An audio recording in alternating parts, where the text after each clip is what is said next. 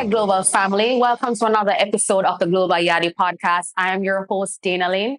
If you are tuning in for the first time, thank you so much. I hope it won't be your last. Now, whether or not you've been keeping up with all things Caribbean or whatever is happening in the Caribbean region, it has been 6 weeks since the first hurricane of the Atlantic season, Hurricane Beryl, barreled through the Caribbean and caused quite the devastation, disrupting and displacing people, homes, businesses, and levying critical impacts to key economic sectors and communities. So for this episode, we're going to be exploring some of these impacts and what it means for Jamaica and the Caribbean on a whole to build back better as we rise up and explore resilience from different perspectives. Now, joining us in the Global Yaadie guest seat is someone who bears a crucial responsibility, or I should say responsibilities, in this challenging time.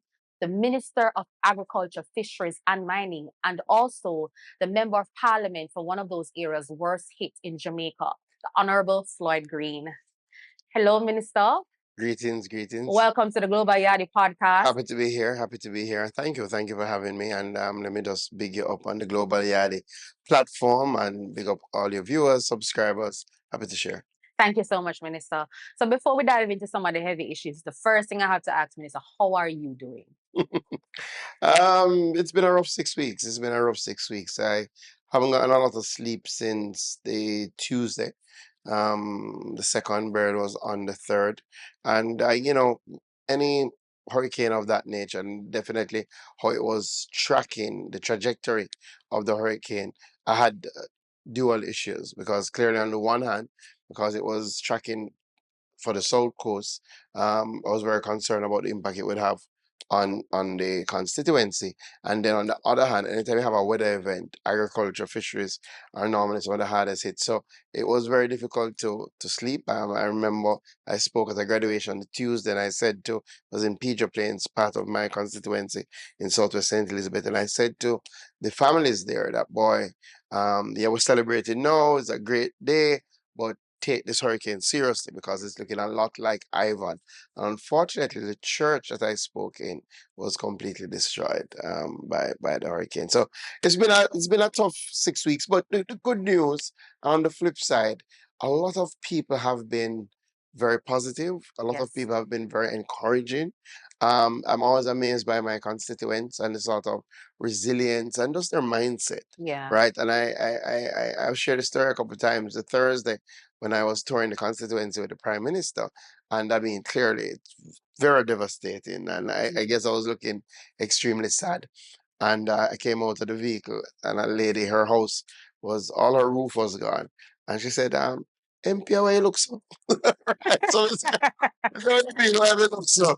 She said, "No, man, we have life, you know." Yeah. And once I am here and you are here, it means that we can move forward. Yeah. That's how it's. I think it's a Caribbean thing because Yeah. before Beryl reached Jamaica, I think we saw videos in Grenada, Carriacou, St. Vincent, and a lot of people pointed out this upbeat energy. So I think it definitely is, and clearly, my heart goes out. I've been in contact with my colleagues in Grenada and in St. Vincent and in Barbados. Barbados took a heavy hit to their fisheries sector, yes, right? But yeah, it's tough. But I think when you grow up in the Caribbean, you build an internal resilience model. hmm You don't have a choice yes, because unfortunately these things happen, and you have to find a way to move forward. absolutely, absolutely. Even if it not to trivialize it, but even from the social media memes, Beryl is only it's natural. Well, We take bad things, make joke, but all you the time. mentioned it's a coping mechanism. Yeah. So it's like I'm saying minister slash MP because for persons who don't know, I am also from your constituency. Yes, one And of our so proudest daughters. We're very proud of you and all you have done and continue to do. thank you, sir. So, but the thing is, it's so unique your situation, as you just mentioned before. There's a duality. Yeah. Agriculture minister, you're MP, and then the region, Yeah. one off, because we have to also understand that it isn't just St. Elizabeth in Yeah. Jamaica that was impacted, but no doubt we all understand it is the breadbasket parish. So no, I know preliminary assessments has been done, but can you put into perspective, obviously, the state of the agriculture sector So presently? Beryl has had a devastating blow on our agriculture and fisheries sector. We've suffered about $6.7 billion in losses. That's Jamaican dollars. Um, has impacted negatively over 48,000 farmers. Most hard hit parishes would be Clarendon, Manchester, and St. Elizabeth, with St. Elizabeth being the hardest of the three. Mm, But unfortunately, it extended almost across all parishes. So, yes. like our banana sector, 90% of that commercial crop has been totally destroyed, banana and planting. And our areas for that are like St. Mary and Portland, St. Thomas. And then we had some of our tubers being impacted, like yam, cassava. You find that a lot in Trelawney, Manchester, Northern Clarendon. And I've toured a couple of the areas, and unfortunately, it's been widespread. Our greatest loss has been across our vegetable lines um, and our greenhouse farmers suffered tremendously. So we lost about 236 greenhouse structures that were completely destroyed. And that's significant. I mean, that is by itself is over $600 million in damage to infrastructure in terms of greenhouse. A number of those farmers just to start again is going to be a very difficult journey. Outside of that, on our fisheries side, about 11,200 fishers have been directly impacted. What you find, and you'll find this across the region, a lot of our small fishers, they do traps. So they go out, they leave there what they call fish pots, come back in, and then they go back for them. So it took us a little while to get the assessment, the full assessment, because we didn't have a lot of damages to boats, but we saw a lot of damages to like sheds where they store their equipment. But when they went back out for the traps, there were no traps, right? So Hurricane Beryl would have gone away. So we've seen over $1 billion in losses in relation to our fisheries sector. And oftentimes we speak about loss. So that's what we look at, the value of what has not been realized. Yes. But to build back the sector, it normally takes at least 1.5 times what you would have lost to get it going again. So we're looking at, we will need, and we will need all hands on deck. So the private sector, ourselves as government, will need at least $10 billion to build back our agriculture and fishery sector. So you painted a good picture, Minister. And so, that helps us to understand, especially as you just mentioned, what we're looking at in terms of figures. Mhm. But for people who will hear that and it sounds like news, when you think about Jamaica's food security or the region's food security, what does that mean? And it intersects too. So price and availability. Yeah, so What that mean? it is going to be well challenging, definitely in the short term, and in a few things. So our vegetable farmers and our vegetable lines, so tomato, cabbage, lettuce, sweet Yes. pepper, Hmm. those things are going to be hard to get because Already. yeah, we've suffered a lot Yes. of devastation in those areas. Also, our vine fruits, so melon, cantaloupe, honeydew. Those things are very popular in our neck of the woods in South St. Elizabeth. Again, those have been decimated because while Beryl didn't come with a lot of rain, the wind would have completely taken off all the sort of foliage cover. Mm. So it left those fruits to the elements, and yeah, so have been largely destroyed. So when you see a lot of downturn in those areas, so that will affect us directly. On a regional perspective, clearly you have to look at some of the things that we do supply as Jamaica. But remember, we've had a regional push to reduce our imports Yes. by 25% by 2025. It's going to be very difficult for us to meet that target now Absolutely. because we will have to channel external sources to fill the gap in the short term until our agricultural sector rebounds. One of the areas that we also saw a lot of loss is our small poultry farmers. We lost over 300,000 birds in Hurricane Beryl, right? So a lot of our backyard farmers, a lot of our women households who raise chickens as a way to get some economic stability and normally would have put in chickens so that they'll be ready to catch the back to school drive. They lost most of that. So the spin-on impact is not just about the food security, but the economic security of a number of these families has been significantly undermined because of it. Yeah, that's I went somewhere to show how deep this issue is, and it made me think about recovery. So before we had a previous episode at the start of the before the start of the hurricane season, looking at preparedness and reducing environment risk, and we recognize that relief, which is some of what a lot of what people are getting now, which is important, is different from recovery. And so you mentioned some of the infrastructure and production, facilities that have been disrupted, and I know a lot of those things were designed with climate resilience. And now the hurricane shows us that there's different layers, because when you spoke about the greenhouse infrastructure, I know those are climate resilience techniques, because you're thinking about drought water availability. But no, it's now more than that. So I know maybe has recovery started, or is it we're in the planning phase of what needs to happen? No, so we have already started early phase recovery, right? One of the learnings that I've taken being in the sector now a couple of years is that the earlier you're able to start the recovery process is the better for recovery in general. Because especially in agriculture and fisheries, time is money. So the longer it takes for a farmer to be able to get back out there, the more difficult it gets for the farmer to get back out there. So one of the things that we have done differently at the Ministry of Agriculture and Fisheries is we have started our preparedness process much earlier. So one of the things when I first became minister, we institutionalized our disaster risk mitigation and management committee. So we never had it, so we put one in place, and they meet every January. They start meetings every January to see how can we prepare for the hurricane season. Because in agriculture and fisheries, some form of climate related disaster is going to happen, especially because the climate has changed. Right. So it's either going to have a long drought, as we did last year, or we're going to have a short, intense bout of rainfall that's going to flood the place.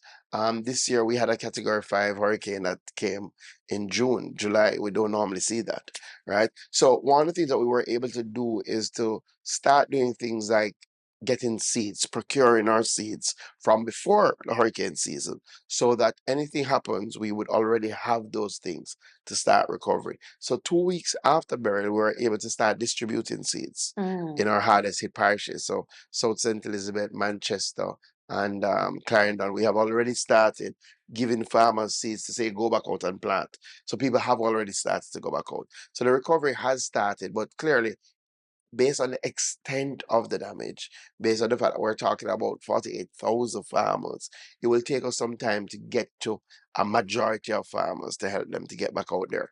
But we have started that recovery process. Right. I mean, there's so many things swimming in my head, because, as I said, it's hard to separate because it's so intersectional now. Because I'm reflecting on some of the things that you mentioned previously, linking back to the female farmers, the poultry, and so many subsectors that were affected. And I realized how interconnected we are as a society. So it's not because some people might not work in the agriculture sector. I think about the local economy, and I think about the time, or hurricanes happening in a particular window, and that window for us is that in that summer period when people are working to get money for back to school, all of that has been set back. And so I as you mentioned before, it's a unique situation for you in the sense of your role as a minister and as a member of parliament. So on the community front now, where social security and the community level resilience, can you talk to us about that? So the first thing, as you said earlier, the first thing after any major disaster like this is relief efforts, right? And one of the things that we have been able to do, and we have been able to work with a number of great NGOs and private sector partners, so that it's not just the government alone, is to go in and to provide some immediate relief. Yes. Right. And that immediate relief has taken different forms. Clearly, initially, you're looking at things like water, you're looking at things like food, the basic amenities. And we're able to work with NGO partners like Breads and the Global Empowerment Mission and NCB Foundation to do some bigger ticket items like generators that could run water systems, because we didn't have electricity. Yes. Right. And again, I think sometimes when we speak about the impact of Beryl, and we speak about the impact on the sector, we don't realize that things like a lack of electricity that has gone on in some communities now for 6 weeks creates all sorts of additional issues, right? So even communities that were able to provide their own sort of independence and resilience because of those connectivities because of the turn down in the economy. Because if the farmer doesn't have the money that he would get from farming to go to the shop to make that money circulate, then, and if there's no electricity in the community, then the relief effort unfortunately has to continue, right? So we have been trying to focus our attention on helping people just to treat to their basic necessities as they get through this on a community level, and then help to move them into the recovery phase. And the recovery phase is really seeing how we can help them rebuild what has gone. So their roofs, their houses, and that is the phase that we're in now. Well, as we do that, we have to look at some of the things. So, like practically, as a member of parliament, I have had to reopen my application process for back to school.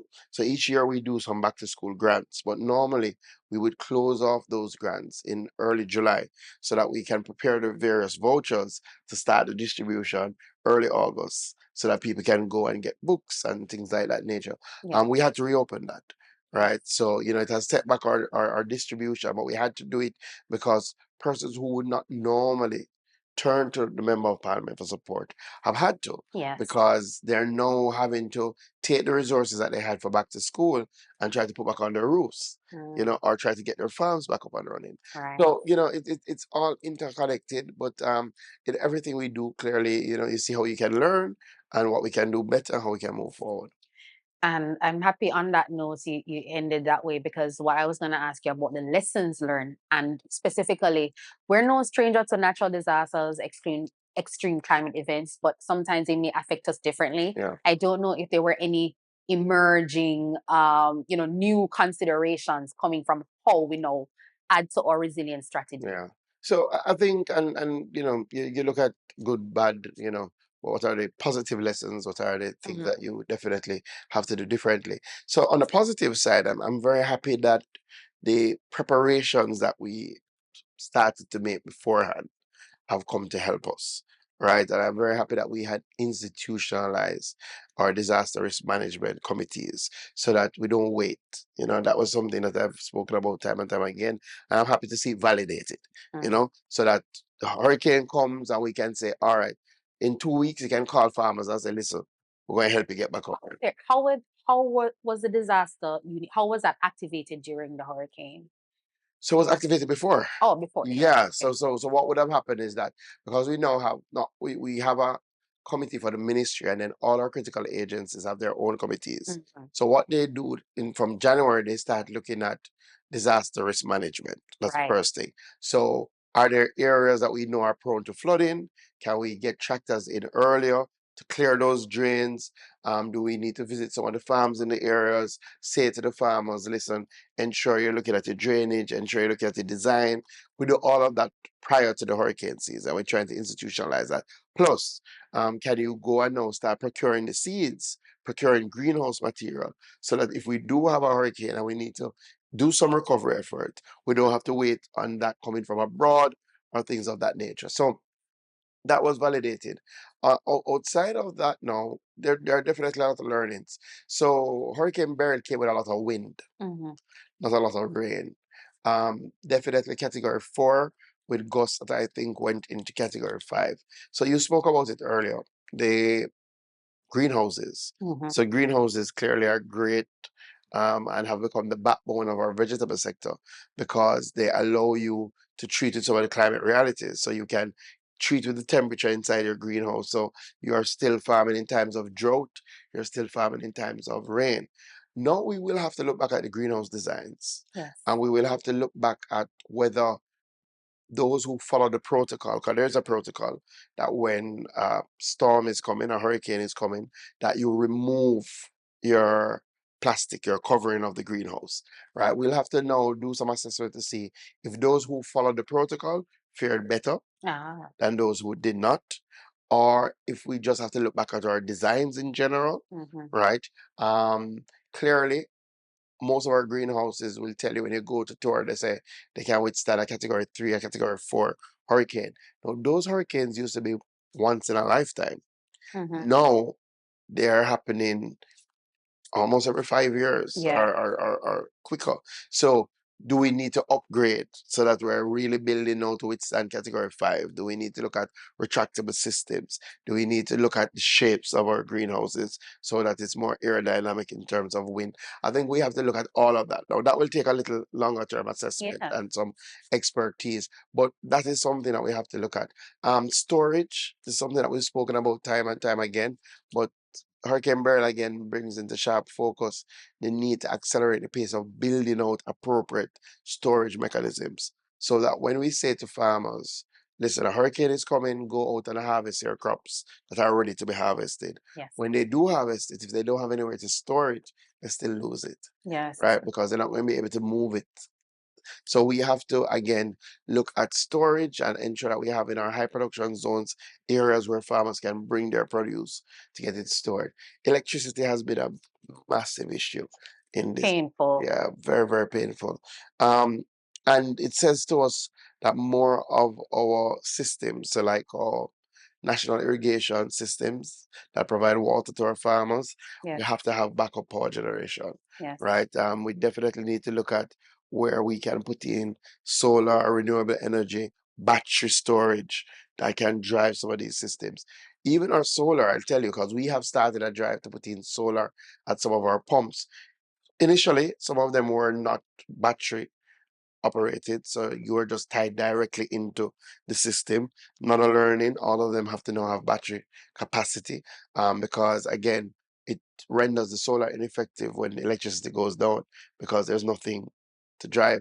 But we also recognize, and our solar panels were built to withstand category 4 and they were tested. We lost about 15% of our panels, right? And we lost them through some of them being ripped out literally by the force of the wind, and some of them being damaged from flying objects, which sometimes you don't account for. So we're going to look back at the design, see what can be done differently. So there are a lot of learnings, a lot of takeaways.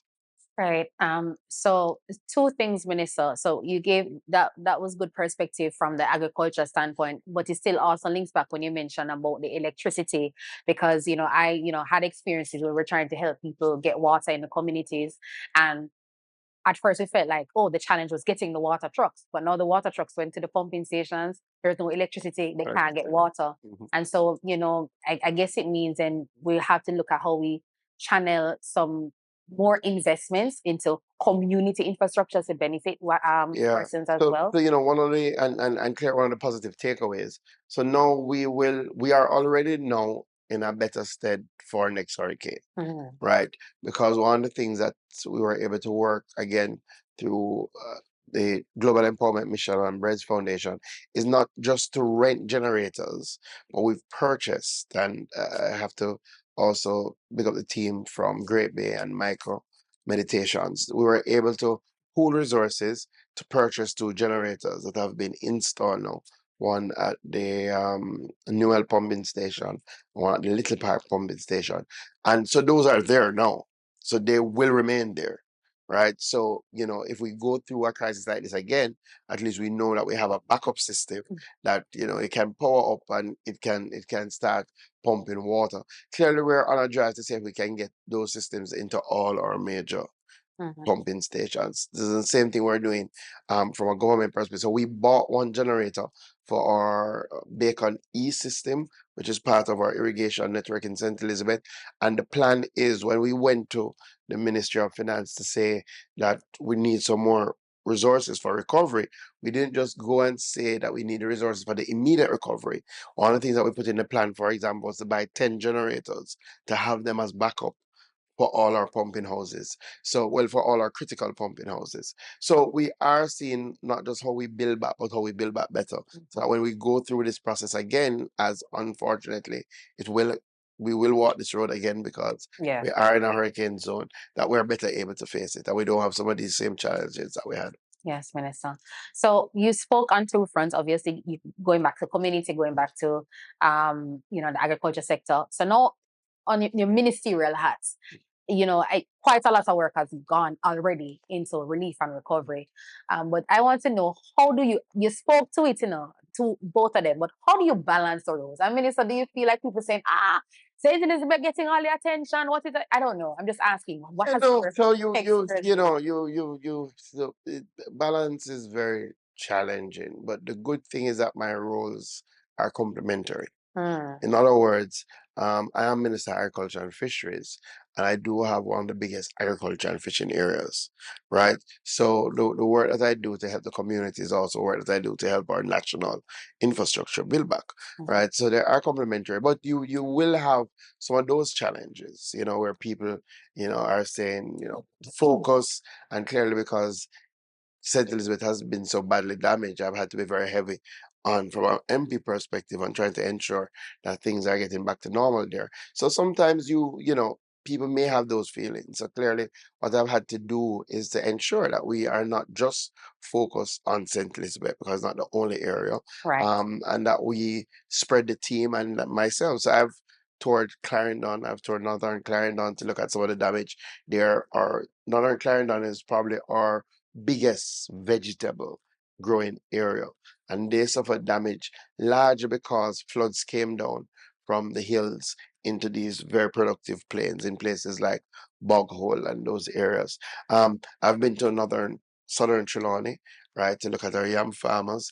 Again, a number of them saw wind damage to their yams, but we also have other issues. And one of the realities that we've had to balance is that those other issues don't stop, Hmm. right? So yam rust is a big thing, new disease. Yam is a very important, one of our most important crops because it's our number one domestic export. So we've had to be in the field. Thankfully, yam rust is not affecting the type of yam that we normally export, right? But we've had to be in the field looking at trial plots, trying to ensure that we're saying to the farmers, this is a chemical regime for you to use to cauterize the spread of yam rust. So we've had to keep that going so that we don't lose focus, and then we have a whole different crisis. So we've had to do that. I've been in southern Manchester, where we've started some distribution of fertilizer. Again, very, very important area, very hard hit area. That's our scallion belt completely. So it's the critical word is balance, focus, ensuring that the team is looking at all the elements. One of the big things that we did was to pull together a Hurricane Beryl disaster recovery task force at the ministry. So now this is first. We've never had a task force in the aftermath of a major hurricane. But we recognized that we needed to streamline our initiatives, and also we need to streamline the initiatives of the private sector so that we are not duplicating. So we put one of our senior director Price, in charge. It pulls together all the agencies, the JAS, and it tries to also pull in what is happening from a private sector perspective so that we can say, all right, National Bakery has come and has given $7 million. These are the 200 farmers that have benefited from that. So we know that these farmers got this, so we can move to another set of farmers to do something else. So it has required a lot of organization, right? But I think so far we've been able to manage. I want to stay on that a little bit where we've seen and feel encouraged by the outpouring of support in terms of relief efforts, whether it's from community-based clubs, private sector, civil society, and all of that. But help persons to also get more examples of what they can do to assist, whether it's the farming sector or communities in need. What are some of the things that people can be looking at now to do? Yeah, so from the farming and fishing perspective, and just to say, we are rolling out our support for officials now, and we have gotten some private sector support. Most of the support will be targeted towards helping them to get back inputs to build back those fish pots so that they can go back out. We're also looking at some more longer term support. We're going to be doing beach rehabilitation. A number of the beaches, as I said, their gear sheds were destroyed. Want to build those back, but differently and stronger. We want to do a real model beach development. So we've identified 4 beaches that were significantly impacted, and we've gotten about $100 million that we're going to start that focus. So I want officials to know that we will also start in, now we're rolling out a program of support for them. For people who want to help, one of the things that people have to appreciate is the extent of the damage and the fact that there is no help that is not important at this time, Mm, right? yes. So in any way, any small way that you can help a farmer, a fisher, firstly speaking from an agriculture perspective and fishes perspective, that will help. So the regular things, seeds, inputs like fertilizer, things like wire for people to build their fish pots, all of those things are critical now, because no matter how many farmers that we get to from a government perspective, we'll never get to everybody, right? So, and the quicker we can get to those farmers, is the quicker that they can get back out. The quicker we can get to those fishers, the quicker they can get back out. So we have established at the ministry an account if people want to give cash and don't want to give, and we can share that information with you and can share it to all your Yeah. viewers and your listeners. So they can help directly through those mechanisms. On the ground, I think what people have to appreciate again, the extent. We have over 1,000 houses that have been damaged in Hurricane Beryl, and that's just my constituency. I'm sure across St. Elizabeth will be over 2,000 houses. In total, definitely over 6,000 houses have been damaged, whether minor, major, or totally destroyed.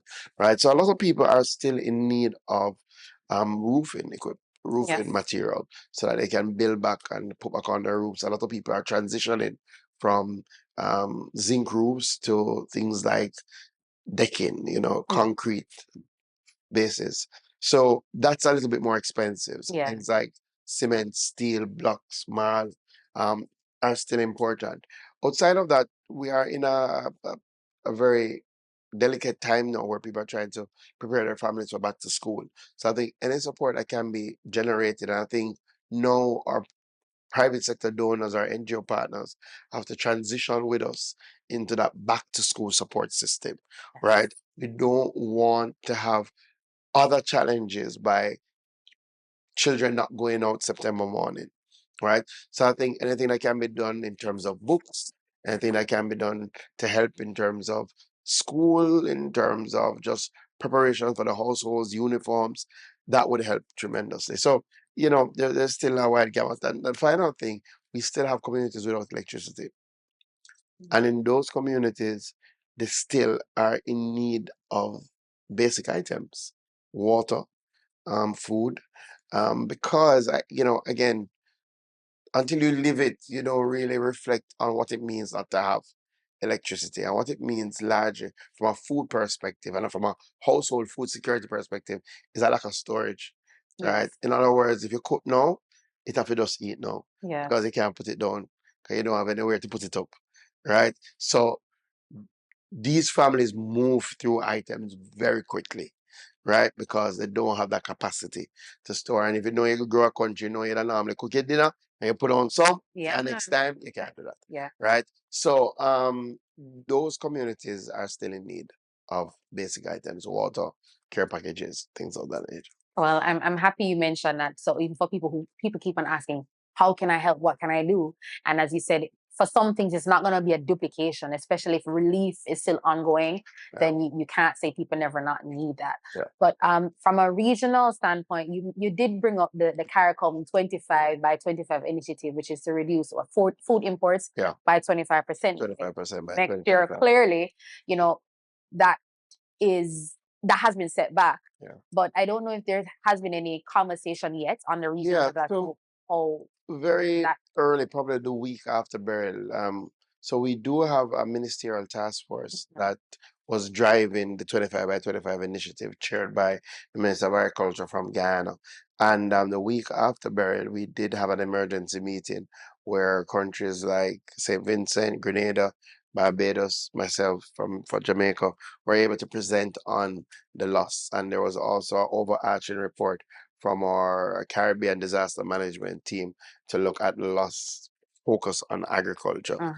Coming out of that, we have prepared a document that was forwarded to the heads. The heads would have met, indicating the sort of impact that it has had, and it has had tremendous impact on all the countries that I've already mentioned. I've told you about Jamaica, but you could say the same for St. Vincent. St. Vincent has almost seen a complete wipeout of their agriculture sector. Yes. Almost every area has been decimated. St. Grenada has had some challenges. A number of our banana and plantain farmers right across the region have been decimated. So we have looked at how can we drive the recovery effort, and we Yes. have put some things on the table from a regional perspective that we would need. Clearly, one of the conversations that keeps coming up that we're looking to see how we can forward is how can we get more agri-insurance products, right? That can help the farmers to be able to protect themselves from these weather-related events. We do have a product here in Jamaica being offered through GK Insurance, something that the Ministry of Agriculture had met with GK a few years ago and challenged them to put in place. And we do have 77 farmers Right. who would have gotten some payout. Oh, so it was triggered for this. Yeah, it Oh, was triggered. So 77 farmers got some payout. Most of those farmers would have signed up through an incentive program that the ministry okay. run. So it's at the base level, it was about, in Jamaican dollars, we would have paid, let us say, $3,000 for them to have some coverage. Remind people, how can other farmers be eligible to receive this? Yeah, so it's the GK Weather Protect. It's offered by GK Insurance Company. People can literally approach GK. They can go online, type in Weather Protect. It is a parametric insurance scheme, which Right. means that it is triggered based on certain thresholds Or the being made, extent of the damage. right? Yeah. So it's not a value-based insurance scheme. Right. So you would determine your level of coverage based on your premium. So let us say you have a farm, Dana Lynn, as you should have. Say you have a farm in Southwest St. Elizabeth, and you decide that you're going to protect against wind, right? And you pay, let us say, $5,000 for your coverage for wind, and that $5,000 might give you a maximum payout of, let us say, $50,000. So once the wind reaches a certain level in your region, then the payout is automatic. Okay. Right, so that's how the system is set. A very good insurance product, especially from an agri perspective. Not Right. perfect, still has some gaps, but it's not easy to Because some formulate. farmers won't be able to afford that still. But I was thinking that maybe that's something that other persons want to support can look at. What Yeah, if, just as absolutely. for you And give birth and for and kids? and let me tell you, that would be a very good initiative. Yeah. People would say, listen, we're going to look to support these farmers in this area by paying the insurance for them, Yes. right? So that would go a far way. The other thing, as I've said to GK, we have to do a better job of putting the information out there because it is based on your premium, it doesn't have to be expensive. Right. So for example, you can, when I said 3,000 Jamaican, I was being literal. That's what we paid. And that would give you, let us say, 25,000 maximum payout. Now, for a small farmer, the fact that you don't have to wait and you can get that Yes. within 7 days of the event, then that helps you, right? To get back out there. So if it's even to buy some seeds. So I know other farmers would have gotten that level of payout because of, I said, they really signed up through our initiative. So then there were some farmers took our $3,000 and then topped it up, right? So I know one farmer got a payout of about $46,000. Again, can start moving. So, those are some of the things that we've been looking at, not just on a national level, but on a regional level. Definitely our goal has been challenged and we will have to reshape the goal, right? But our drive to ensure that we reduce our imports have not waned, Yeah. right? So once we get past this and once we go back into recovery, or as I've said before, we want to recover stronger, we want to recover better, and we want to get back on track as quickly as possible. Right. So speaking about regional, I want to go international now. And I think for years, Jamaica, as well as other or other Caribbean neighbors and counterparts and small island developing countries have been on the train about the critical issue of climate finance and how the international support community can better support us given our vulnerability as a region. Last year I was at COP28 in Dubai, and the landmark loss and damage fund was established, which I don't know if they have figured out the mechanism as to pay out, but we understand why it's important for us in vulnerable regions like this, to be supported so we can strengthen our resilience. I don't know if, coming out of what has happened with Jamaica with Beryl and the fact that, we have other Caribbean countries that were impacted, what can this or does this mean for our position going into a COP29 to say, listen, we have to take this more serious? Well, I hope it strengthens our position. We shouldn't have to come and say, see, we told you so. We're Right? going to have to say her. Because, we've been saying this for a long time. Yes. Um, and the world has been much too slow to have concrete actions that can help small island developing states weather these inevitable storms that are now more intense because of how the developed world has treated with our environment. Unfortunately, we bear the brunt of them not taking action to reduce their emissions, and the only way we can treat with it are things like loss and damage fund, and to develop a mechanism that's accessible, and also to appreciate that not only do small island developing states face the brunt, the people who genuinely are the victims are our farmers and fishers. And I say this because very little climate financing finds its way down to the small farmer and the artisanal fisher, right? It finds more of its ways into meetings, into sessions, into discussions about things that have already been discussed. And that is the challenge that we're having, right? So we speak about resilience, we speak about mitigation, but we're very hard pressed to show where our climate funds have made South St. Elizabeth, South Clarendon, South Manchester more resilient, Mm-hmm. as establish a system that when we have a category 4 hurricane that completely wipes out all the greenhouses, that we can turn to say, let us help these greenhouse farmers rebuild because they are the backbone of our food security. So, we do have real issues with even just how the conversation around climate change is had. Because for a long time, and maybe the last COP was the first time that there was a genuine attempt to include agriculture and fisheries in a real way. But Yes. for a long time, it's just about climate change practitioners speaking about climate change without Mhm. practically looking at the reality on the ground and who needs the benefit.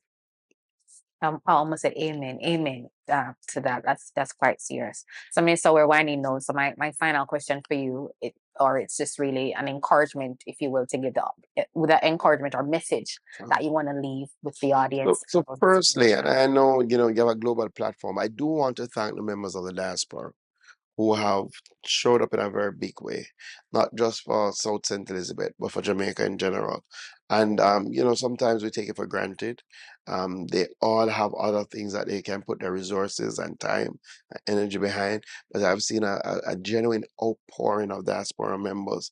I mean, families, just regular, and I'm not speaking about organized groups, we've seen that. But regular families have reached out to say, listen, our family, we now live in the States, we want to come together and give back. How can we help? I had, people who just went on the ground and went to the little stores that they go to and beg things and sent them down. And I think the spirit of Jamaica has stood out in a very big way, not just here, but in the diaspora. So I want to thank them. Listen, this is a journey. Mm. And I think one of the things that we have to keep reminding people is that even when the conversation dies down, and when people consciousness shifts to another crisis, that there are still people who have been impacted who have not been able to get their lives back. I remember weather-related disasters are some of the worst kind, because even though you try and get ready and get prepared for it, the damage that has been done is nothing that you really planned for, Yes. right? So I think we have to pay attention so that we don't lose our focus on ensuring that those people get their lives back as quickly as possible. So we're still on the journey. There's still a far way to go. We know that all people in St. Elizabeth and Jamaicans in general are resilient, are strong. And once you provide them with some support, then we will build back and we will build back stronger. So I look forward to more support as we transition into not only the recovery stage, but the rebuild and the rebuild better stage. Well, thank you, Minister.